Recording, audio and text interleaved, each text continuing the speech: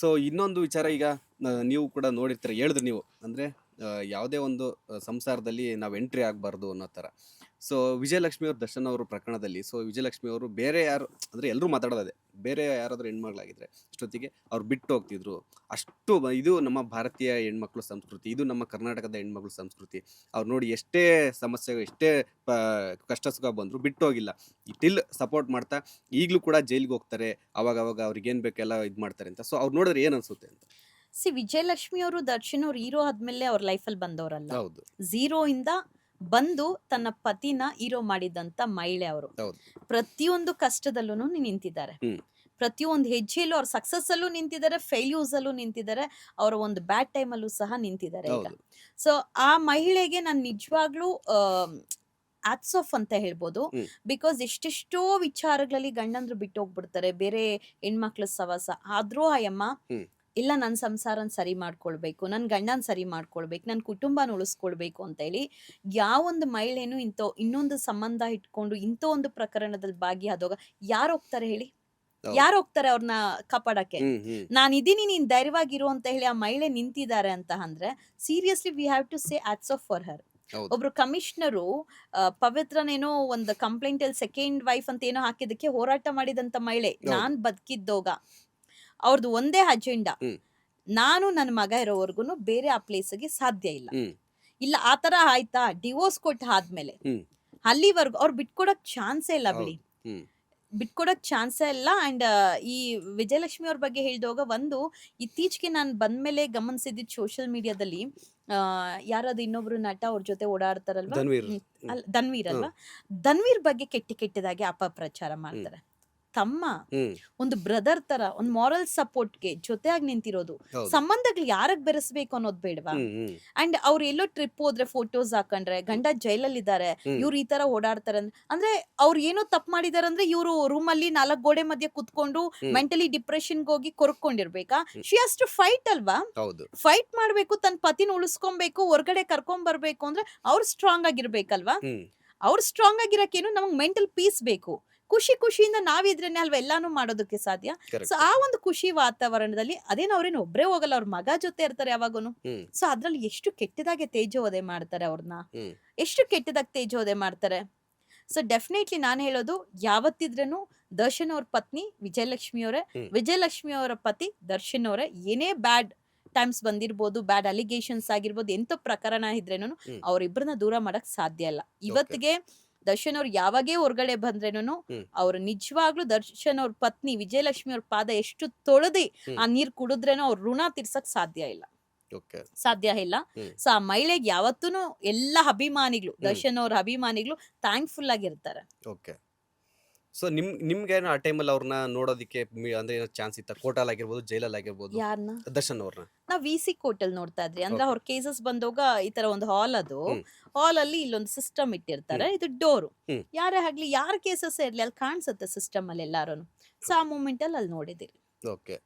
So ಅದೇ ಇವಾಗ ಏನಂತಂದ್ರೆ ದರ್ಶನ್ ಅವ್ರದ್ದು ಚೆನ್ನಾಗಿದ್ದಾಗ, ಇದೇನು ಪ್ರಕರಣ ಆಗದೆ ಇದ್ದಾಗ ಥರ ಎಲ್ಲರೂ ಚೆನ್ನಾಗಿದ್ರು, ಎಲ್ಲರೂ ನಮ್ಮವರೇ, ಎಲ್ಲರೂ ಆ ಥರ ಇತ್ತು. ಸೊ ಏನಿದಾಯ್ತು ಇನ್ಸಿಡೆಂಟು, ಕೆಲವರೆಲ್ಲ ದೂರ ಆದರು. ಅಂದರೆ ಅದು ಅವರು ಪೊಲಿಟಿಷಿಯನ್ ಆಗಿರ್ಬೋದು, ಜೊತೆಲಿದ್ದಂಥ ಆ್ಯಕ್ಟರ್ಸ್ ಆಗಿರ್ಬೋದು, ಎಲ್ಲರೂ ಕೂಡ ಸೊ ದೂರ ಆದರು. ಸೊ ಈಗ ಏನಾಗಿದೆ ಅಂದರೆ ದರ್ಶನ್ ಅವ್ರಿಗೆ ಏನಂದರೆ ಒಳಗಡೆಯಿಂದ ಈ ಥರ ಒಂದು ಕಷ್ಟ ಆದರೆ, ಒಳಗಡೆ ಇದ್ದು ಹೊರಗಡೆ ಬರದೇ ಇರೋ ಥರ ಕಷ್ಟ ಆದರೆ, ಸೊ ಈಗ ಜೊತೆಲಿದ್ದಾರಲ್ಲ ಹೋದ್ರು ಅನ್ನೋ ಥರ ಒಂದು ಬೇಸರ ಅದು ಕೂಡ ಇದ್ದೇ ಇರುತ್ತೆ. ಸೊ ಅದ್ರ ಬಗ್ಗೆ ಹೇಳೋದಾದ್ರೆ ಎಷ್ಟು ಜನಕ್ಕೆ ಹ್ಮ್. ಬೆಳೆಸಿದ್ದಾರೆ ದರ್ಶನ್ ಅವರು, ಹೌದು ಎಷ್ಟು ಜನನ ಹೀರೋ ಮಾಡಿದ್ದಾರೆ. ಹ್ಮ್.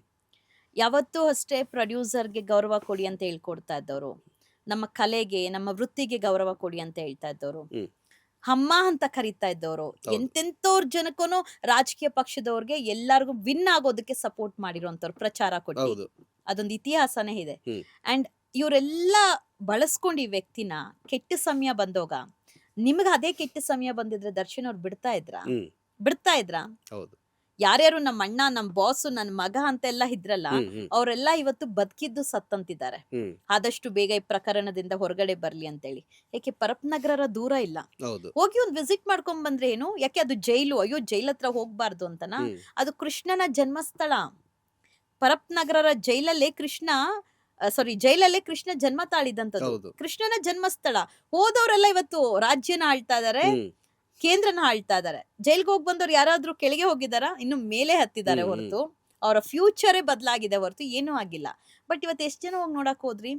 ಬಟ್ ಇನ್ನೊಂದು ನಾನು ಹೇಳ್ತೀನಿ, ದರ್ಶನ್ ಅವ್ರಿಗೆ ನನ್ನ ಕಷ್ಟದ ಸಮಯದಲ್ಲಿ ನನ್ನ ಬೆಳೆಸ್ದವ್ರೆಲ್ಲ ನಿಂತ್ಕೊಳ್ಳೋದು, ಹ್ಮ್. ನನ್ನ ಜೊತೆ ನಿಂತಿರುವಂತ ಅಭಿಮಾನಿಗಳು, ನನ್ನ ಕುಟುಂಬ ಅನ್ನುವಂಥದ್ದು ಅರ್ಥ ಮಾಡ್ಸೋದಕ್ಕೆ ಹ್ಮ್. ದರ್ಶನ್ ಅವ್ರನ್ನ ಜೈಲಿಗೆ ಕಳಿಸ್ತೀನೋ ಗೊತ್ತಿಲ್ಲ ದೇವ್ರು. ಹ್ಮ್ ಹ್ಮ್ ಹ್ಮ್ ಇವತ್ತು ಅವ್ರಿಗೆ ಗೊತ್ತಾಗ್ಬೇಕು, ನನ್ನ ನಂಬಿಕೊಂಡು ನಿಂತಿರೋದು ನನ್ನ ಜೊತೆಗೆ ಒಂದು ನನ್ನ ಕುಟುಂಬದವರು, ಪತ್ನಿ, ಮಕ್ಕಳು, ಅವ್ರ ಅಮ್ಮ ಎಲ್ಲಾರು. ಹ್ಮ್, ಹ್ಮ್. ಇನ್ನೊಂದು, ಅವ್ರು ಏನೇ ಆಗ್ಲಿ ಅವರ ಸೆಲೆಬ್ರಿಟೀಸ್ ಬಿಡ್ಕೊಡ್ದಿರ ಹೌದು.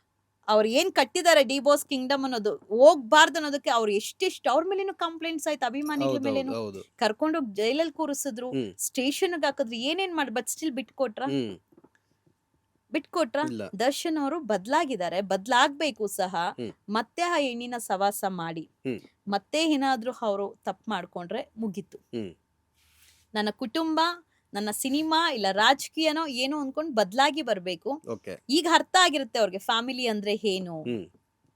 ಫ್ಯಾಮಿಲಿ ಅಂದ್ರೆ ಏನು ಅಂತ ಹೇಳಿ. ಹ್ಮ್. ಬಟ್ ನಮ್ಮ ಜೊತೆಲಿರೋರು ಯಾರು, ನಮ್ಮವ್ರು ಯಾರು, ನಮ್ಮವ್ರು ಯಾರಲ್ಲ ಅನ್ನೋಂಥದ್ದು ಸಹ ತುಂಬಾ ಚೆನ್ನಾಗಿ ಅರ್ಥ ಆಗಿದೆ. ಓಕೆ. ತುಂಬಾ ಚೆನ್ನಾಗಿ ಅರ್ಥ ಆಗಿದೆ. ಸೊ ಯಾರು ಬರ್ಲಿ ಬಿಡ್ಲಿ, ಕಾನೂನು ಹೋರಾಟ ಅವ್ರ ಪತ್ನಿನೇ ಅಲ್ವಾ ಮಾಡ್ಬೇಕು ಹ್ಮ್. ಅಲ್ವಾ? ಅವರೆಲ್ಲ ಯಾಕೆ ತಲೆ ಮೇಲೆ ಹಾಕೊಳಕ್ ಅವ್ರು ಜನ್ಮ ಕೊಟ್ಟಿದಾರ? ಹ್ಮ್. ಹ್ಮ್. ತಾಯಿ ಅಂತ ಹೇಳ್ಕೊಳ್ಳೋರು ನನ್ನ ಮಗನ್ಗ ಪರಿಸ್ಥಿತಿ ಬಂದೋಗ, ನನ್ನ ಚುನಾವಣೆದಲ್ಲಿ ನಿಂತೋಗ ಎಷ್ಟು ಜನ ನನ್ನ ತೇಜೋವಧೆ ಮಾಡಿದ್ರು? ಹೌದು. ಯಾರು ನಿಂತ್ಕೊಂಡಿದ್ದ ತಾಯಿ ಪರ? ಹ್ಮ್. ಆವತ್ ಯಾರ್ ಕೈ ತೋರಿಸಿ ನಿಂತ್ಕೊಂಡು ಮಾತಾಡಿದ್ದು? ಹೌದು. ಇವತ್ತೆಲ್ಲ ಹೋದ್ರು? ಸೊ ಎಲ್ಲ ಕರ್ಮ ಅನ್ನೋದು ಬರುತ್ತೆ. ಓಕೆ. ಈ ಸಮಯ ಅವ್ರದ್ದಲ್ಲ, ಕೆಟ್ಟ ಸಮಯನ ಕಳೆದು ಒಳ್ಳೆ ಸಮಯಕ್ಕೆ ಬಂದೋಗ ಹ್ಮ್. ದರ್ಶನ್ ಅವ್ರಿಗೆ ಯಾರು ನಮ್ಮವ್ರು, ಯಾರು ಬೇಕು ಬೇಡ ಅಂತ ಹೇಳಿ ಹೊರಗಡೆ ಬಂದ್ಮೇಲೆ ಸೆಲೆಕ್ಟ್ ಮಾಡ್ಕೊಂಡ್ ಬದುಕುವಂಥದ್ದು ಕಲೀಲಿ. ಓಕೆ. ಲೇಟೆಸ್ಟ್ ಹಾಗೂ ಇಂಟ್ರೆಸ್ಟಿಂಗ್ ಸುದ್ದಿಗಳಿಗಾಗಿ ಬಾಸ್ ಟಿವಿ ಕನ್ನಡ ಚಾನೆಲ್ನ ಸಬ್ಸ್ಕ್ರೈಬ್ ಮಾಡಿ. ಹಾಗೆಯೇ ಬೆಲ್ ಐಕಾನ್ ಪ್ರೆಸ್ ಮಾಡಿ. ಇದರ ಜೊತೆಗೆ ಫೇಸ್ಬುಕ್, ಇನ್ಸ್ಟಾಗ್ರಾಮ್, ಎಕ್ಸ್ನಲ್ಲೂ ಮಿಸ್ ಮಾಡದೆ ಫಾಲೋ ಮಾಡಿ.